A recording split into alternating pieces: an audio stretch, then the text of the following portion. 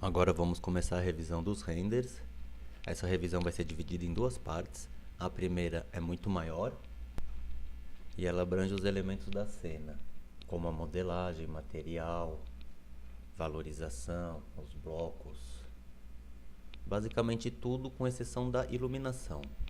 Já a segunda parte da revisão é basicamente o ajuste da iluminação. Então vamos começar com a primeira parte. Agora, com os renders em melhor resolução, é muito importante dedicar um tempo e analisar com calma cada detalhe da cena, cada pequeno erro e cada ponto que pode ser melhorado. Esse é um passo muito importante e é indispensável que o parceiro tenha bastante critério e um olhar crítico sobre o seu próprio trabalho para poder melhorá-lo.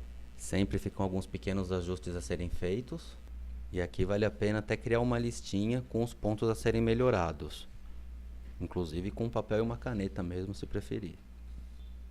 Como exemplo, aqui na câmera 1, a gente começa destacando que através da porta do dormitório no primeiro pavimento, a gente consegue ver a porta do dormitório do fundo, vazando um pedacinho do céu.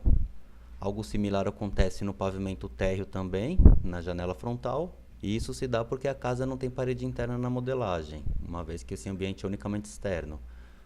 Não há necessidade de fazer as paredes internas, lógico, apenas uma parede dividindo a casa internamente resolveria esse problema da luz vazando.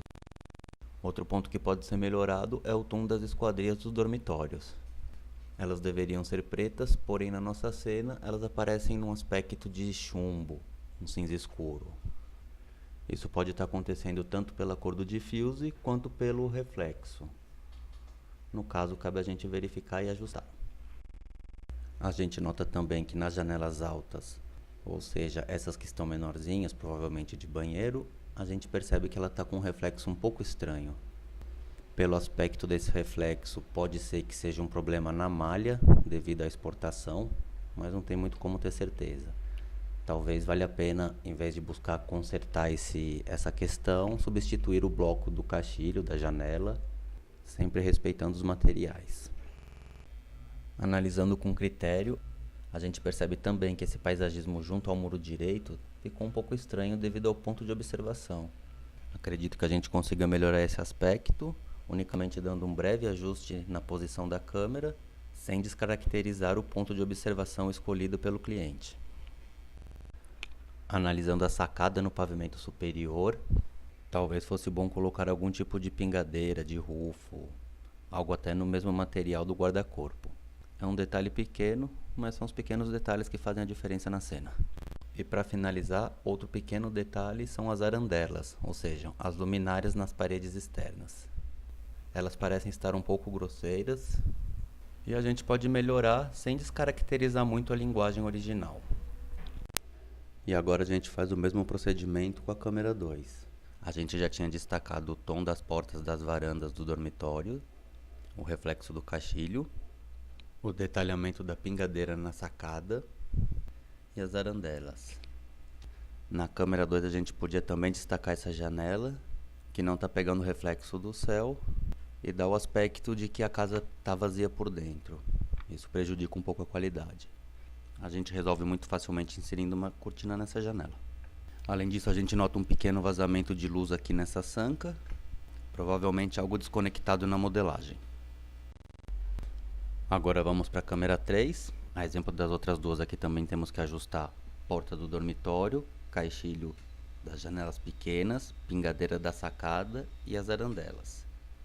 Aqui nessa cena a gente percebe que a sombra projetada na fachada ficou um pouco alta, um pouco grande, porém, como a gente já viu anteriormente, a árvore que projeta essa sombra pertence à composição do entorno. Então temos que ter cuidado em editar o tamanho dela, sempre verificando se não interfere no entorno de outra câmera. No caso aqui, a gente deu uma pequena diminuída no tamanho, sem comprometer a função dela na câmera 2, onde ela compõe o entorno. A gente nota também aqui uma pequena falha na modelagem, provavelmente algum box ou algo assim que tenha sido deletado sem querer.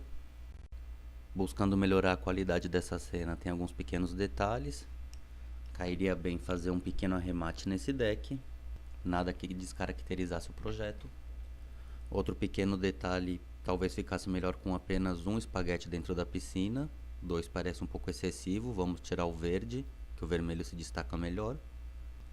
Talvez a gente pudesse dar uma pequena reposicionada nesse guarda-sol para evitar que a sombra coincida justamente com a borda da piscina, como está acontecendo aqui. E talvez a gente pudesse reposicionar levemente também o vaso de planta da sacada para evitar que o caule da planta coincida justamente com a quina das paredes. Um pequeno detalhe, mas são os pequenos detalhes que fazem a diferença. Feita essa revisão, a gente renderiza novamente numa boa resolução, verifica se tudo foi corrigido e, estando tudo certo, a gente parte para o refinamento da iluminação. A gente vê aqui os 3 renders corrigidos. Aqui vale a pena dar uma pausa no vídeo e reparar na correção de cada um dos detalhes apontados previamente.